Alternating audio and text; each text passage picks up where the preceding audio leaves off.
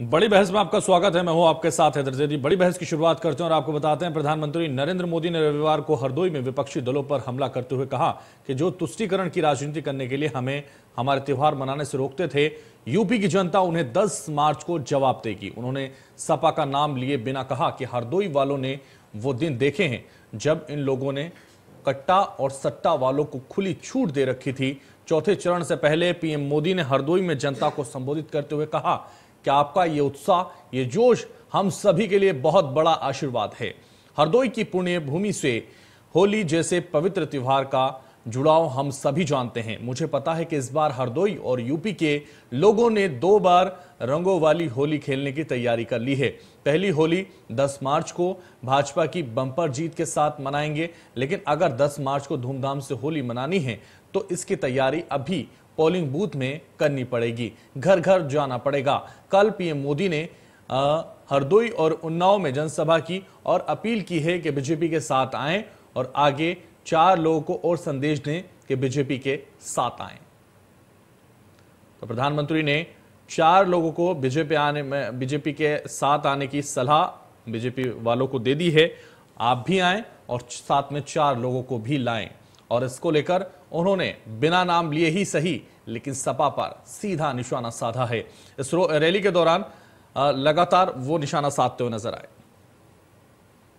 Samajwadi party का जो चुनाव सिंबल है ना, उनका चुनाव का निशान है ना, तो शुरू में जो बम धमाके हुए, वो सारे के सारे बम धमाके उन्होंने बम साइकिल पर रखे हुए थे।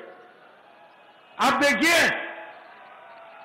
साइकिल पे बम रखे हुए थे और जहां लोग सब्जी वगैरह खरीदने के लिए आते हैं, वहीं साइकिल पार्क करके चले गए थे और एक समय चारों तरफ ये साइकिलों पर रखे हुए बम धमाके फूटे।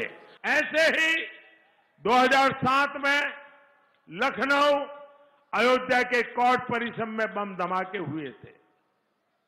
2013 में समाजवादी सरकार ने फिर आतंकी पर चल रहा मुकदमा वापस ले लिया था, लेकिन इस मामले में भी अदालत ने समाजवादी सरकार की साजिश नहीं चलने दी और आतंकी को आजीवन कारावास की सजा सुनाई।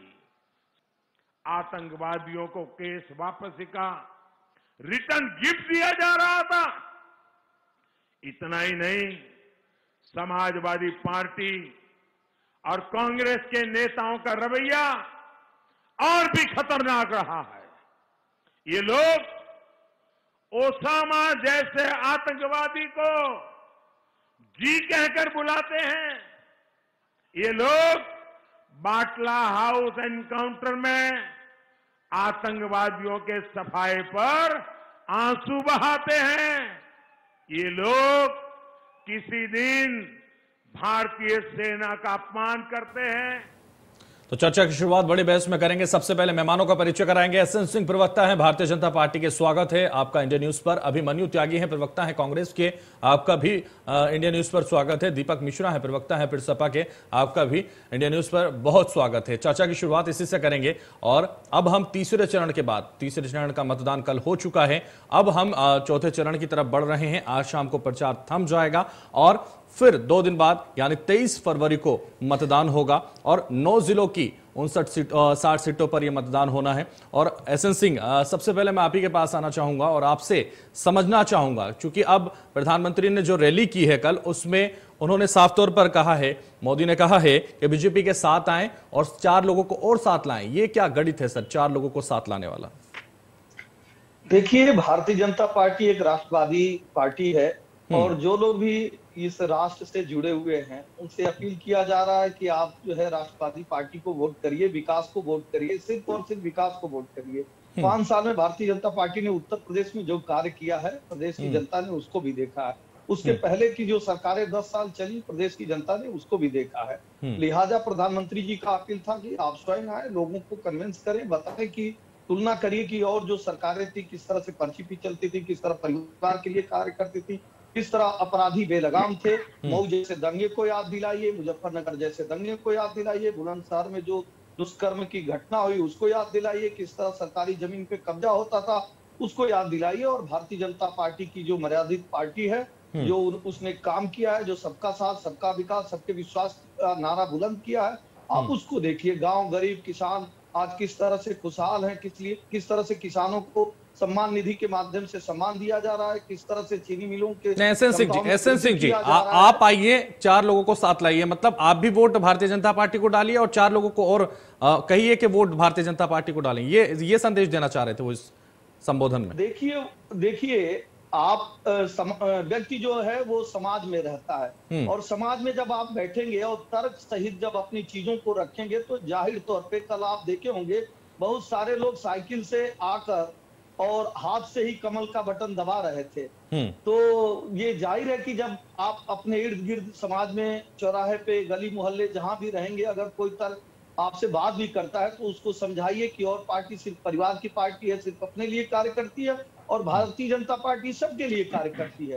तो जो अगर कहीं दूसरे जगह भी जा रहा है तो उसको समझा के ले आइए। उत्तर प्रदेश के विकास के लिए, बेहतरी के लिए भारतीय जनता पार्टी को चुनिए, भारतीय जनता पार्टी को वोट करिए, क्योंकि भारतीय जनता पार्टी जब आएगी तो वो सबका कार्य करेगी, केवल एक जाति धर्म एक क्षेत्र का कार्य ठीक है। हमारे साथ और भी प्रवक्ता हैं। ठीक है एसएन सिंह जी, दीपक मिश्रा मैं आपके पास आना चाहूंगा, प्रवक्ता हैं आप सपा के, और आपसे मेरा सीधा सवाल है, जिस सीट को आप बिल्कुल सेफ मान रहे थे, करहल सीट, उस पर जिस तरीके से प्रदर्शन करना पड़ा या आपको प्रचार करना पड़ा, उससे साफ नजर आ रहा है कि आप भी ये मान रहे हैं कि यहां आपको चुनौतियां जरूर दी जा रही हैं और कहीं ना कहीं दिक्कतें जरूर आ रही हैं समाजवादी को। अब इसी को लेकर प्रधानमंत्री ने कह दिया है कि कहीं ना कहीं जिस तरीके से जिस सीट को सबसे सुरक्षित माना जा रहा था और जीती हुई मानी जा रही थी, वहां जाने की जरूरत महसूस नहीं की जा रही थी, अब वो सीट इतनी उनके लिए असुरक्षित हो गई है, हमने इतनी असुरक्षित कर दी है कि उनको जिस पिता को उन्होंने साइड कर दिया था, उनसे सत्ता कब्जाने के लिए, उन्हें सत्ता हथियाने के लिए जो सारे काम किए थे अखिलेश यादव ने, अब उनको पिता से ही गुहार लगानी पड़ी, उनसे ही प्रचार कराना पड़ रहा है।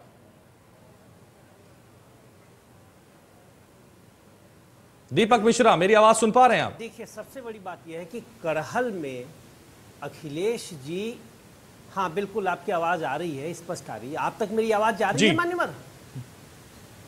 मेरी आवाज आप तक जा रही है? जी बिल्कुल आ रही है सर जी। करहल में अखिलेश जी ऐतिहासिक जीत की ओर, बिल्कुल करहल में अखिलेश जी ऐतिहासिक जीत हासिल करेंगे। शायद उत्तर प्रदेश में जीतों का अब तक का रिकॉर्ड टूटेगा, और अखिलेश जी अब करहल अगर नहीं जाते तो यही लोग कहते कि वो करहल भी नहीं आए। हालांकि उनके आने की आवश्यकता नहीं थी, मैं खुद करहल की गलियों गलियों में घूमा हूं, और नेताजी वहां के सांसद हैं, सांसद के नाते उन्होंने जनसभा संबोधित की और जीत की अपील की। ये कितना झूठ बोलते हैं। 9 बार नेताजी ने अखिलेश जी का नाम उसी मंच से लिया और ये कहते हैं कि वो नाम तक भूल गए। दरअसल इन्हें झूठ बोलने की एक ट्रेनिंग मिलती है, वैसे जैसे गोएबल्स अपने नाजी पार्टी के कार्यकर्ताओं को दिया करता था। झूठ बोलिए ताकि सच। दीपक मिश्रा भाषण सुना था आपने? लेकिन सच की अपनी मुलायम सिंह यादव का भाषण सुना था आपने? नहीं है दीपक ठीक है। अब दूसरी बात बोल दो, अब भाजपा की राष्ट्रवादिता पे मैं भाजपा की राष्ट्रवादिता पे एक सवाल खड़ा कर रहा हूं। अभी हमारे साथी विद्वान साथी ने कहा कि भाजपा राष्ट्रवादी पार्टी है। देखिए सभी पार्टियां राष्ट्रवादी पार्टियां हैं, इसमें कोई दो नहीं, जो हम इस राष्ट्र में आस्था रखते हैं। यही भाजपा के नेता जनसंघ से जमाने से कहते थे कि चीन से तब तक मत बात करो जब तक चीन आपकी जमीन वापस न कर दे। मान्यवर चीन तो बहुत बड़ी चीज हो गई, पीओके की जमीन तक ये वापस नहीं ला सके और वार्ता कर रहे हैं। आप बताइए यह तर्क उत्तर प्रदेश के मुद्दों पर बात कर लेते हैं। साइकिल पर आतंकी रखे थे, उत्तर प्रदेश के मुद्दों पर बात कर लेते हैं। ऐसे कुतर्क, और प्रधानमंत्री जैसा व्यक्ति, प्रधानमंत्री उस पद पर बैठे हैं जिस पद पर कभी अटल बिहारी वाजपेयी जैसे व्यक्ति, जिस पद पर पंडित नेहरू जैसी विभूतियां बैठ चुकी हैं। मान्यवर इतने बड़े पद का इतने बड़े पद को आप लांछित ना करें। प्रधानमंत्री सबके होते हैं, पूरे देश के होते हैं। दीपक मिश्रा उत्तर प्रदेश के मुद्दों पर बात कर देते हैं। उत्तर प्रदेश में लगातार वो मुद्दे उठा रहे हैं और कह रहे हैं कि दंगा नहीं भूली है जनता, दंगा नहीं भूली है जनता, कई सारे मुद्दे ऐसे हैं, गुंडागर्दी नहीं भूली है जनता, उसका जवाब मान्यवर में जरूर देगी। क्या बात कर रहे हैं?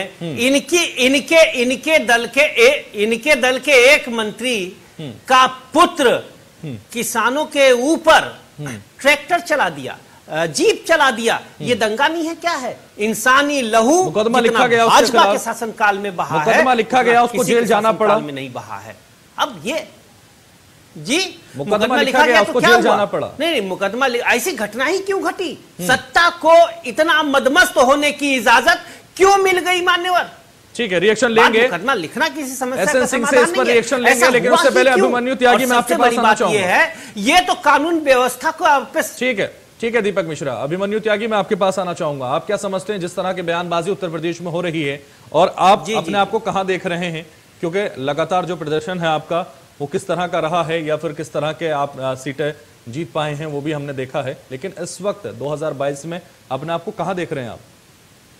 सबसे पहले आपको नमस्कार, और पैनल में मौजूद सभी लोगों को नमस्कार और जय हिंद। हम जो देख रहे हैं अपने आप को भारतीय जनता पार्टी के आसपास ही देख रहे हैं। ये कहां पर पहुंचने वाले हैं, इनका अंदाजा क्या हो रहा है? हम बढ़ रहे हैं, ये लोग घटने पर आ रहे हैं।